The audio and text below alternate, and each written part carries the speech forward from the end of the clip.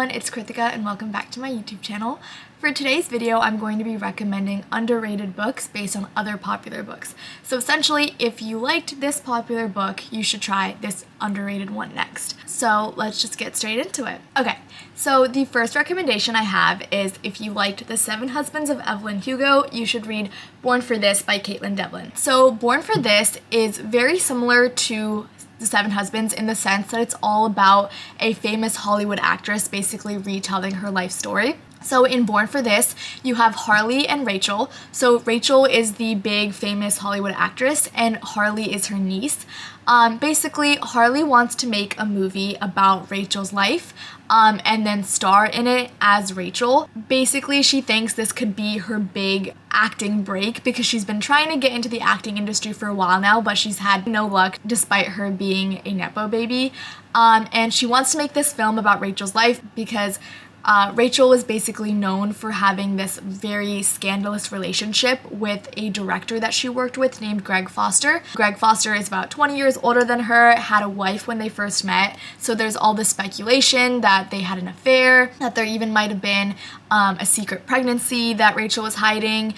There's just all these rumors, but the public never really got any answers. So Harley sees this as an opportunity to basically make a movie that a lot of people would be interested in and then cast herself as Rachel. So just like Seven Husbands, Born for This is set up kind of like an interview style where half the book is about the person doing the interview, so Harley in this case, and her making the movie and then her process of filming it and all that stuff. And then the second half of the book is from Rachel's life directly, and it's told through diary entries that Rachel used to keep when she was in her 20s and in this relationship with this director. What sets this apart a little bit from Seven Husbands is that you're reading these diary entries that Rachel kept, but then also what she's telling Harley in these interviews, and you start to notice some inconsistencies between the diaries and what she ends up telling Harley. And at first, these inconsistencies just seem like a little memorization issue. Maybe Rachel just forgot this little detail when she was recounting the story years later to Harley, but then she lies about this pretty big thing, and it makes you start to question if there's some sort of like hidden agenda Rachel has. Why is she lying? Why did she agree to do this film? And it all leads up to this big plot twist at the end. So I thought this book was really interesting. It was similar enough to Seven Husbands of Evelyn Hugo that I liked it for those reasons, but then also different enough that it didn't feel repetitive. So if you like The Seven Husbands of Evelyn Hugo, you should definitely try Born for This. Okay, so the next recommendation I have is if you liked Beach Read by Emily Henry, you should read Beg, Borrow, or Steal by Sarah Adams. Okay, so Beg, Borrow, or Steal was a new release that came out earlier this year, and it's part of the When in Rome series by Sarah Adams.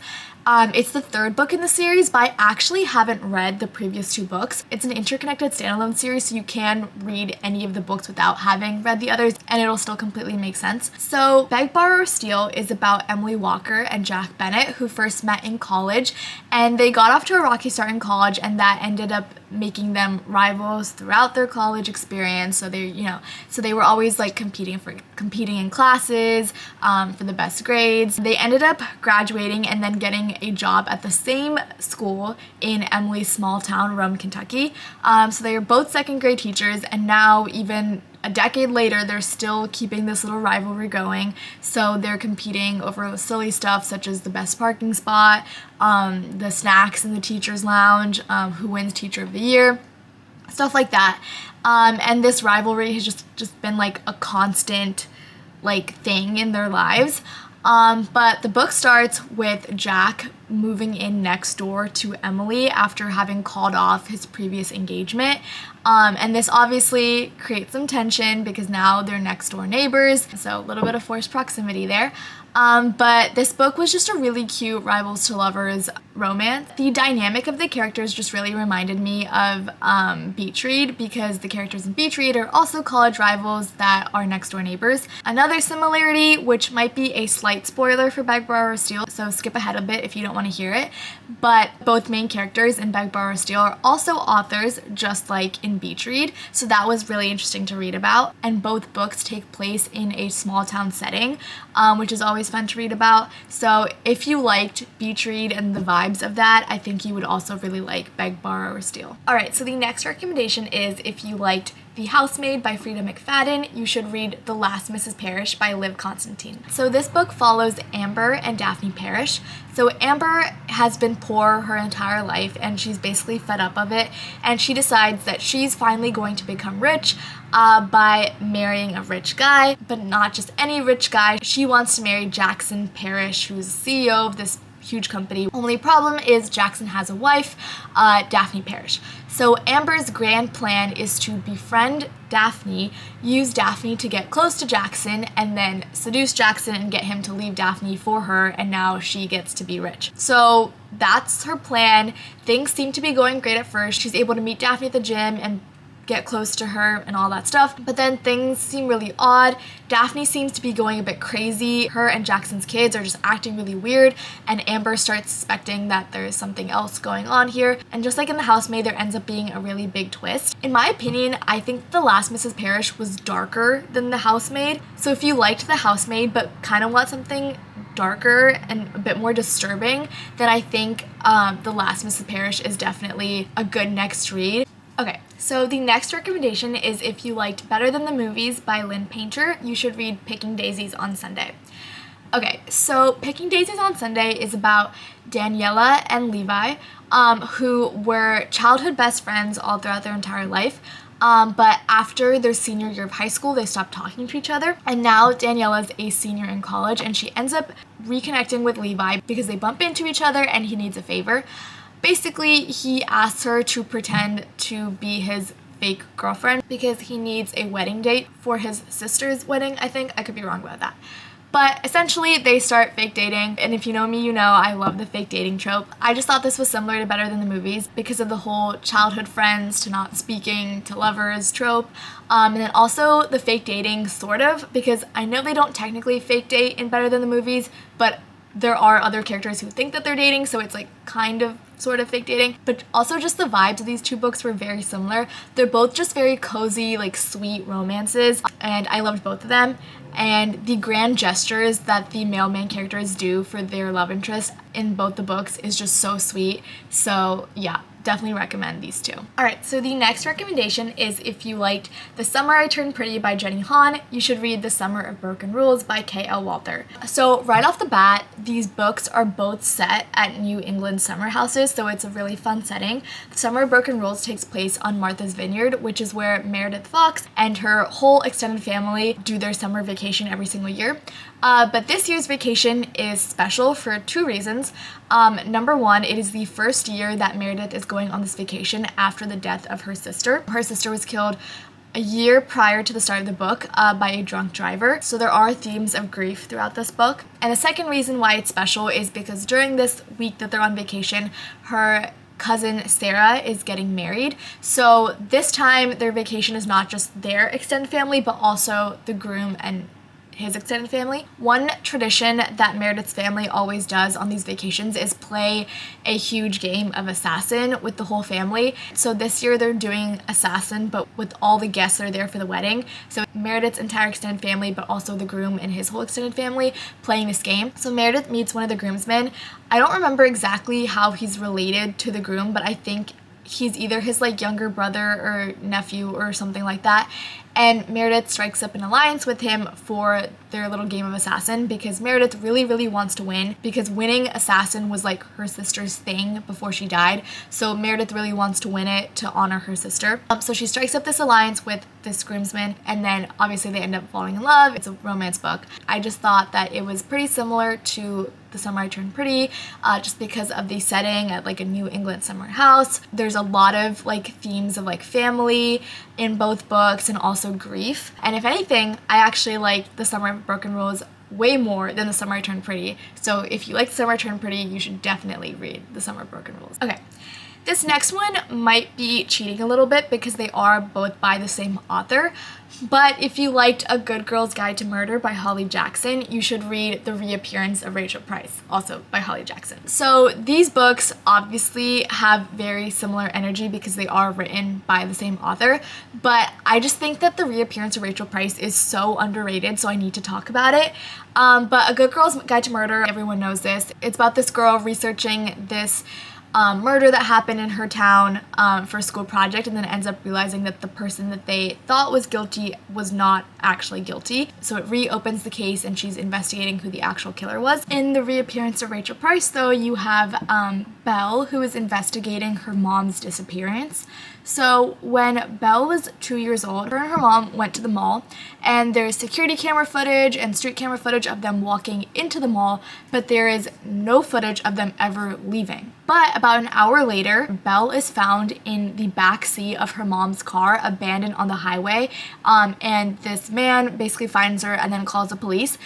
So they take Belle back to her dad, but her mom is basically never found again. 16 years later, Belle is now 18 years old, and this case has still not been solved. No one knows what happened to Belle's mom, but this case has basically become very popular amongst like the true crime community. And so Belle and her family are approached by this film crew, and they ask if they can make a documentary about Rachel and her disappearance. And for various reasons, Belle's dad, Charlie, agrees to the documentary. They're kind of low on money right now, and also they think that maybe this documentary can help find Rachel if she's still alive. So they agree to it, and so basically the book starts with Belle being interviewed about her mom and what she remembers from that day that they went missing, even though she was only 2 years old, so she doesn't really remember much. And Belle's not really super enthusiastic about this whole documentary thing. She doesn't want to think about her mom disappearing or having to relive all of it again. So in the middle of this interview that she's doing for the documentary, Belle gets fed up and she leaves and she goes outside for a walk. As she's outside on her walk, she sees this woman walking along the side of the road in like beat up clothes, looks very dirty, and she goes closer to help this woman basically. And when she gets closer, she realizes that it's her mom. So literally as they're filming this documentary called The Disappearance of Rachel Price, Rachel suddenly shows up again, and she has a story about how she was abducted, but she managed to escape and all this stuff. But Belle should be happy that her mom is back, but she can't help but be suspicious of what Rachel is saying. The details in Rachel's story sound made up almost, and there are little things that Rachel's doing that seem very suspicious. Okay, I'm not sure where I left off because my camera just died, but basically Belle is very, very suspicious of Rachel, and so she decides to investigate the case herself and figure out why Rachel's lying, like what's going on. Like, why is Rachel back? Why is she lying? You know. And yeah, it was super great. The plot twist I would not have seen coming. I literally read this entire book in one sitting. It was so good. And personally, I liked this better than A Good Girl's Guide to Murder. So, would definitely recommend. So next, if you liked The Hunger Games by Suzanne Collins, you should read The Testing. Obviously, Hunger Games has been huge right now since Sunrise on the Reaping just came out, and it reminded me of this book that I loved in middle school called The Testing. Now, I haven't read this in a while, so the synopsis might be a little rough, but it's about a dystopian society. So it's America, but in the future after a lot of war and devastation. So basically, to revitalize the earth, the government has set up colonies in different areas to do work and make the water cleaner, improve agriculture, all this stuff. And basically everyone in these colonies is not like living in poverty, I would say, but they're definitely poor. And the smartest kids from each colony get the chance to take this test for a spot at the academy. The academy, if you end up going there and graduating from it, you basically are an expert that's sent to go live in a certain part of the country and help like lead revitalization efforts there. So it's a very prestigious position, and the main character's dad was a graduate from the academy. So it's always been her dream to also go to the academy. So to qualify for the acceptance test to the academy, you basically have to be one of the smartest kids when you graduate from school. So she ends up getting selected, and before she goes, her dad tries to give her some advice about the test because he did take it once. But the thing is, after you pass the test, they basically wipe your memory of the entire testing process so that the secrets of the test never get out. So her dad doesn't really remember anything specific from the test, but he gives her this warning that things aren't going to be as they seem and to be super careful. So the main character, There are 3 other kids from her colony, I believe, that get selected to take the acceptance test with her. When they get there, they realize the test is not a paper pencil exam. There's trials basically, and these trials are deadly.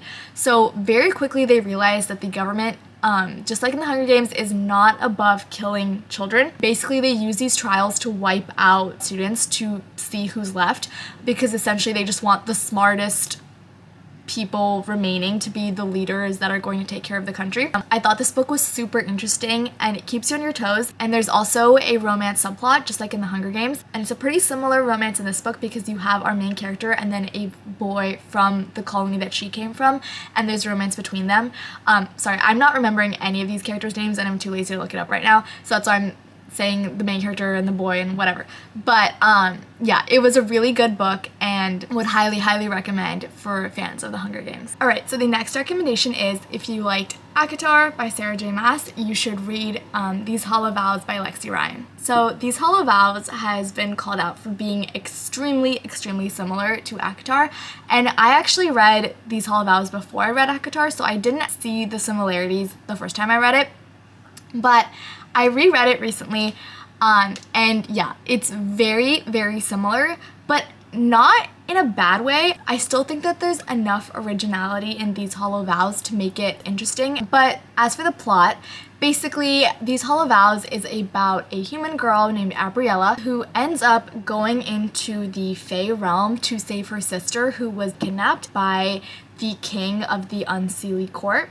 So she enters the Fae realm and finds the king, and basically the king explains to her that he had kidnapped her sister because he needs Bree to retrieve 3 items for him, and only she's capable of finding these 3 items.